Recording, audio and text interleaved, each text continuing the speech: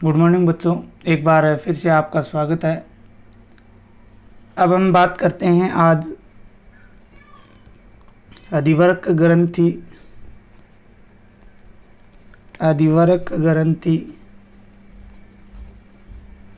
के अल्पस्राव से संबंधी रोग, अल्पस्राव से संबंधी रोगों की बात जो है वो कर लेते हैं। देखिए, अल्पस्राव संबंधी रोगों की बात करेंगे, बाकी हमने हार्मोनों की बात जो थी वो कर ली थी। अल्पस्राव से संबंधित बात करते हैं तो एक रोग आपके दिया हुआ है जिसका नाम है एडिसन का रोग। कौन सा रोग? एडिसन का रोग। एडिसन के रोग की बात करते हैं तो आपको बता देता हूँ, ये रोग जो है एड्रिनल कोर्टेक्स हार्मोन के अल्पस्राव से होता है। किससे होता है? जो एड्रिनल वलकुट भाग है या कोर्टेक्स जो भाग है उसके अल्पस्राव से ये रोग होता है। उसके अल्पस्राव से ये रोग जो है वो होता है। ठीक है, इसमें क्या होता है? अल्पस्राव से सोडियम व जल की काफ़ी मात्रा मूत्र के साथ उत्सर्जित हो जाती है। होता क्या है कि इसका अल्पस्राव होगा तो सोडियम व जल की काफ़ी मात्रा, सोडियम एंड जल की बहुत सारी मात्रा है, वो क्या हो जाएगी? मूत्र के साथ उत्सर्जित हो जाएगी। मूत्र के साथ क्या हो जाती है? उत्सर्जित हो जाती है, जिससे भाई शरीर क्या हो जाएगा? निर्जलीकरण हो जाएगा। शरीर क्या हो जाएगा? निर्जलीकरण हो जाएगा। शरीर के अंदर पानी की क्या हो जाएगी? कमी हो जाएगी। ठीक है, जिससे क्या होगा? रुधिर दाब जो है वो अत्यधिक घट जाएगा। रुधिर दाब, ब्लड प्रेशर, बीपी जो है वो क्या होगी? घट जाएगी। भाई एड्रिनल वलकुट के द्वारा जो हार्मोन थे उनका अल्पस्राव होगा तो सोडियम और जल जो है वो मूत्र के साथ उनका काफ़ी मात्रा में उत्सर्जित होगा, जिससे शरीर जो है वो क्या हो जाएगा? निर्जलीकृत हो जाएगा, जिससे बीपी जो है वो घट जाती है और त्वचा जो है वो कांस्य वर्ण हो जाती है। त्वचा कैसी हो जाती है? त्वचा की अगर बात करते हैं तो वो ब्रोंजिंग हो जाती है, कांस्य वर्ण हो जाती है। ठीक है, इसके साथ आपको बता देता हूँ, रोगी की पेशियों व मस्तिष्क जो है वो कमज़ोर हो जाएंगे।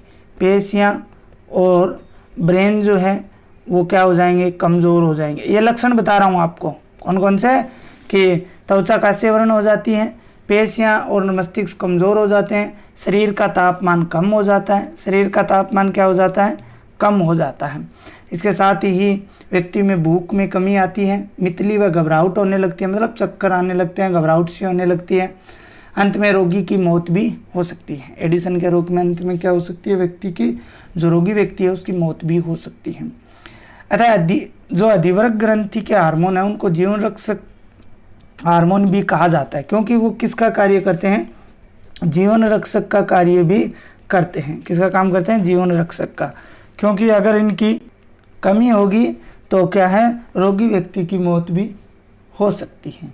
इसलिए इनको जीवन रक्षक या लाइफ सेविंग भी बोला जाता है। लाइफ सेविंग भी बोला जाता है। ठीक है, अब हम बात करते हैं अतिस्राव से संबंधित रोग। 5 रोग दे रखे हैं अधिवरक के एड्रिनल ग्लैंड के अतिस्राव से संबंधित रोग। अतिस्राव से संबंधी रोग, अतिस्राव से संबंधित अगर रोगों की बात करते हैं तो पहला रोग है कोन्स का रोग। पहला रोग कौन सा है? कोन्स का रोग या कोन्स रोग भी बोल सकते हो। कोन्स रोग क्या होगा? यह रोग जो है वो मिनरेलोकार्टिकोइड्स की अधिकता से उत्पन्न होता है। किसकी अधिकता से? जो हमने पढ़ा था अभी, मिनरेलोकोर्टिकोइड्स की अधिकता। इस हार्मोन की अधिकता के कारण क्या होगा? ये उत्पन्न होता है। इसमें सोडियम व पोटेशियम का संतुलन है वो बिगड़ जाता है। सोडियम एंड पोटेशियम, सोडियम और पोटेशियम का जो संतुलन होता है वो क्या हो जाएगा? बिगड़ जाएगा, जिससे तंत्रिकाओं की गड़बड़ी के कारण पेशियों में क्या आ जाएगी? अकड़न आ जाएगी। तो लक्षण क्या होंगे? पेशियों में अकड़न का आना। ठीक है, 2 नंबर रोग की बात करते हैं, कुशिंग का रोग। कुशिंग रोग 2 नंबर कौन सा है? कुशिंग रोग। कुशिंग रोग की अगर बात करते हैं तो इस रोग में शरीर में जल तथा सोडियम और यकृत में ग्लाइकोजन का जमाव अधिक हो जाता है। शरीर के अंदर क्या होगा, ध्यान से सुनना, शरीर में जल और सोडियम जो है उसका जमाव, और साथ में लीवर के अंदर अगर बात करें तो लीवर में जो ग्लाइकोजन है, ठीक है ना, लीवर के अंदर जो ग्लाइकोजन है उसका जमाव क्या हो जाएगा, अधिक हो जाएगा। और इस रोग में प्रोटीन का अपचय जो है वो बढ़ जाता है। प्रोटीन जो होती है उसका अपचय जो होता है वो क्या हो जाएगा, बढ़ जाएगा, जिसके कारण क्या होगी, त्वचा व हड्डियों में अनियमित वृद्धि होने लगेगी, जिसे कुशिंग का रोग कहा जाता है। लक्षण क्या होंगे, जो त्वचा है और हड्डी है उसमें अनियमित वृद्धि होगी, अर्थात कोई वृद्धि जो है वो सही तरीके से नहीं होगी। शरीर जो है वो बेडोल हो जाएगा। शरीर क्या हो जाता है, बेडोल हो जाता है। 3 नंबर रोग की बात करते हैं तो हिर्सुटिज्म, इंग्लिश में अगर बात करें, इंग्लिश का शब्द है हिर्सुटिज्म, या इसको बोला जाता है एड्रिनल विरिलिज्म। हिर्सुटिज्म इंपॉर्टेंट है ये, या इसको आप लोग एड्रिनल विरिलिज्म जो है वो बोल सकते हो। एड्रिनलिन हार्मोन की अधिकता होने पर ये रोग होता है। किसकी, एड्रिनलिन, कौन से हार्मोन की, एड्रिनलिन जो हार्मोन है किसके द्वारा था, मेडुला भाग द्वारा था, ठीक है ना। मेडुला भाग द्वारा जो दिवरक मध्यांश भाग जो था उसके द्वारा ये क्या होता है, स्रावित जो है वो होता है।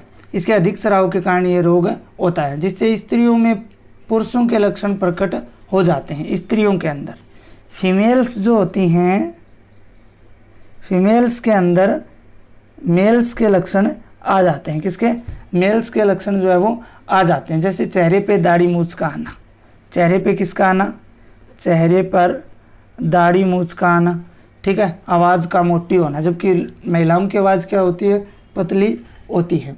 शरीर पर घने बाल आ जाना, भाई पुरुष की तरह शरीर पे क्या है, घने बाल उत्पन्न हो जाना, ठीक है। तो इसकी अधिकता से जो स्त्रियां हैं उनमें बांझपन भी हो सकता है। और बांझपन, प्यारे बच्चों, आप लोगों को पता है कि बच्चा उत्पन्न जो है वो नहीं कर सकती, जिसे क्या कहा जाता है, बांझपन कहा जाता है। तो ये हिर्सुटिज्म रोग है, इंपॉर्टेंट है, इसको याद रखना।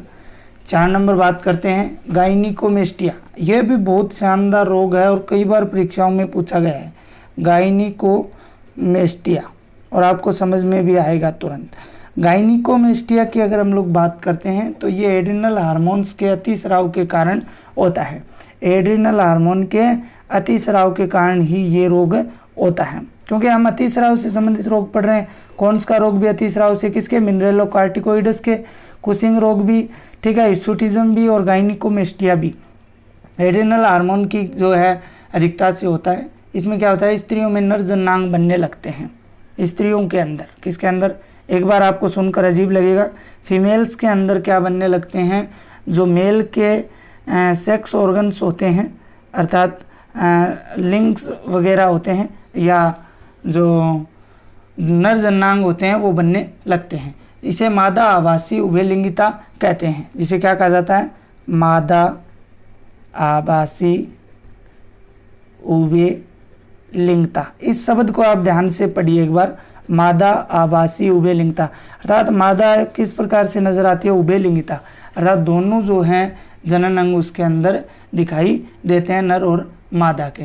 ऐसी लड़कियां बांझ होती हैं, ऐसी लड़कियां क्या हो जाती हैं, बांझ होती हैं। साथ में अगर लड़कों में बात करें तो लड़कों के अंदर जो स्तन होते हैं वो ज़्यादा उभर आते हैं। वो क्या हैं, ज़्यादा उभर आते हैं, जिन्हें क्या बोला जाता है, हमारी साधारण भाषा में किन्नर बोला जाता है। क्या बोला जाता है, साधारण भाषा में किन्नर जो है वो बोला जाता है। जो क्या होते हैं, बंदे होते हैं। क्या होते हैं, बंदे होते हैं, ठीक है। तो वो बंदे होते हैं। ये गायनिकोमेस्टिया है, ध्यान रखना। किन्नर जो लोग हैं वो इसी रोग के कारण होते हैं। अब हम बात करते हैं 5 नंबर, इडीमा, ठीक है ना। इडीमा की बात करते हैं तो इस रोग में रुधिर में सोडियम तथा इसके साथ साथ जल की मात्रा बढ़ने से जो बीपी होती है वो बढ़ जाती है। बीपी क्या है, बढ़ जाती है, जिससे शरीर जगह जगह से क्या हो जाता है, फूल जाता है। बॉडी जो है वो जगह जगह से क्या हो जाती है, फूल जाती है। पोटेशियम की अत्यधिक कमी से तंत्रिका व पेशियों का कार्य है वो रुक जाता है, वह लकवा भी हो सकता है। जिससे क्या हो सकता है, लकवा भी। तंत्रिका नर्वस सिस्टम है वो बीच में काम करना बंद कर सकता है, जिससे क्या है, शरीर जो है वो पैरालाइसिस हो सकता है। क्या हो सकता है, पैरालाइसिस हो सकता है, जिसे हम लकवा बोलते हैं। तो ये प्यारे बच्चों अधिवरक ग्रंथि थी, जिसकी हमने बात कर ली है। अब हम लास्ट दो जो ग्रंथियां हैं उनकी बात करने वाले हैं। दो ग्रंथियां कौन सी रही हैं, एक तो 9 नंबर और एक 10 नंबर। ये जो ग्रंथियां 9 और 10 नंबर ग्रंथियां हैं, ये होती हैं, कौन सी ग्रंथियां होती हैं, जनन ग्रंथियां। इनको क्या बोला जाता है, जनन ग्रंथियां या जनन ग्रंथियां जो है वो बोला जाता है। गोनाड ग्लैंड्स, कौन सी, गोनाड ग्लैंड्स इनको बोला जाता है। ठीक है, जिसमें दो आती हैं, एक तो वर्षण, एक तो कौन, वर्षण, और एक अंडाशय, अर्थात टेस्टिस एंड ओवेरी इनके अंदर आते हैं। आप कक्षा 10 के अंदर पढ़ के आए हो। सबसे पहले 9 नंबर हम टेस्टिस की बात कर लेते हैं, वर्षण की जो है वो बात कर लेते हैं। तो आपको पता है वर्षण जो है वो नर जनन ग्रंथि होती है। क्या होती है, मेल गोनाड ग्लैंड्स होती हैं। ठीक है, अर्थात ये नर के अंदर पाई जाती हैं। इनकी संख्या एक जोड़ी होती है। ठीक है, ये अंतराली कोशिकाओं या लीडिंग कोशिकाएं अंतःस्रावी प्रकृति की होती हैं। मनुष्य में एक जोड़ी ये पाए जाते हैं। उदर गुहा के बाहर वर्षण कोश में ये स्थित होते हैं, ये आपने पढ़ा है। अंतराली कोशिकाओं के द्वारा नर हार्मोन, जो अंतराली कोशिकाएं हैं, इंटरसीनियल सेल्स जो हैं, उनके द्वारा नर हार्मोन टेस्टोस्टेरोन और एंड्रोस्टेरोन, जो कि स्टेरॉइड हार्मोन का स्राव किया जाता है। किसका, टेस्टोस्टेरोन, और जो दूसरा है एंडोस्टेरोन। कौन सा है, एंडोस्टेरोन। ये क्या होते हैं, स्टेरॉइड हार्मोन होते हैं, जिनका स्राव वर्षण के द्वारा किया जाता है। किसके द्वारा किया जाता है, वर्षण के द्वारा किया जाता है। और इन हार्मोनों का जो नियंत्रण है वो पीयूष ग्रंथि के दो हार्मोन, एक तो LH और एक ICH, हम लोग पढ़ के आए हैं, लुटिनाइजिंग हार्मोन और अंतराली कोशिकीय उत्तेजक hormone, interstitial cells stimulating hormone. LH और ICH हार्मोन के द्वारा इनका क्या होता है, नियंत्रण होता है। एंड्रोजन हार्मोन जो है वो नर में द्वितीयक लैंगिक लक्षणों का विकास करता है। एंड्रोजन जो हार्मोन है ना, ये देखो आप लोगों के पढ़े हुए हैं, इसलिए मैं थोड़ा जल्दी पढ़ा रहा हूँ। एंड्रोजन हार्मोन जो है वो नर के अंदर द्वितीयक लैंगिक लक्षणों का विकास करता है। द्वितीयक लैंगिक लक्षण कौन से होते हैं, जैसे आवाज़ का भारी होना, ठीक है, शरीर पर बाल उत्पन्न होना, दाढ़ी मूंछ का आना, ठीक है, ये सब क्या है, द्वितीयक लैंगिक लक्षण होते हैं, उनका नियंत्रण करता है। इनके द्वारा नर में वर्षण कोश, मूंछ का आना, भारी आवाज़ होना, शरीर पर बालों का होना, मैथुन इच्छा का विकास होना आदि को संपादित किया जाता है। इसके अलावा इसके अंदर अगर नोट के अंदर हम लोग बात करें तो आपको बता देता हूँ, यौनावस्था से पूर्व वर्षणों को शल्य क्रिया द्वारा हटा देने को जनदानासन कहा जाता है। जनदानासन, या इसको बदियाकरण बोला जाता है। क्या होता है कि यौनावस्था से पहले ही अगर वर्षणों को शल्य क्रिया द्वारा हटा दिया जाए, वर्षण जो है उनको शरीर से अलग कर दिया जाए, ठीक है, तो उसको जनदानासन या बाध्याकरण बोलेंगे। इसके कारण नर हार्मोन का स्रावण जो है वो कम हो जाता है और व्यक्ति नपुंसक हो जाता है। व्यक्ति क्या हो जाता है, नपुंसक हो जाता है, अर्थात वो किसी बच्चे को जन्म है वो नहीं दे सकता, अर्थात उसके अंदर जो शुक्राणु है वो नहीं बनेंगे। उसमें प्राथमिक व द्वितीयक लैंगिक लक्षणों का विकास भी नहीं होगा। प्राइमरी और सेकेंडरी जो सेक्सुअल कैरेक्टर्स जो हैं उनका विकास भी नहीं होगा। पशुपालन में बदिया मुर्गे व बदिया घोड़े उत्पन्न करने की क्रिया का प्रयोग जो है वो किया जाता है। ऐसे प्राणी सरल स्वभाव हो जाते हैं और जिससे इनका प्रबंध सुगम होता है। अर्थात पशुपालन में जो है बदियाकरण की क्रिया जो है वो की जाती है, ये भी आपको याद रखना है। 10वां है लास्ट, ओवेरी अर्थात अंडाशय। अंडाशय मादा जनन ग्रंथि है। क्या है, मादा जनन ग्रंथि, फीमेल गोनाड्स ग्लैंड है, मादा के अंदर होते हैं, ये एक जोड़ी पाए जाते हैं। ये एक अंतःस्रावी ग्रंथि है, इसमें इसके द्वारा 3 हार्मोनों का स्राव किया जाता है। कितने हार्मोनों का, 3 हार्मोनों का स्राव जो है वो किया जाता है। पहला है एस्ट्रोजन, सभी को पता है कौन सा हार्मोन है, एस्ट्रोजन। दूसरा जो है प्रोजेस्टेरोन, कौन सा है, प्रोजेस्टेरोन। और तीसरा कौन सा है, रिलैक्सिन, तीसरा कौन सा है, रिलैक्सिन। तीन हार्मोनों का स्राव, मुख्य दो ही एस्ट्रोजन और प्रोजेस्टेरोन, तीसरा है रिलैक्सिन। एस्ट्रोजन की अगर बात करते हैं तो ये हार्मोन ग्राफियन पुट्टिका द्वारा स्रावित होता है। किसके द्वारा, यह आपने 28वें चैप्टर में पढ़ा है, ग्राफियन पुट्टिका द्वारा स्रावित होता है। इस हार्मोन द्वारा मादा में द्वितीयक लैंगिक लक्षणों का विकास किया जाता है, जैसे स्तन का विकास, योनि, क्लाइटोरिस, अंडवाहिनी, गर्भाशय आदि का जो विकास है किया जाता है। साथ में आवाज़ का पतला होना, मासिक चक्र का प्रारंभ होना, नितंब भारी होना, ठीक है, शालीनता व मैथुन इच्छा का जागृत होना आदि का विकास जो है वो किसके द्वारा होता है, एस्ट्रोजन के द्वारा होता है।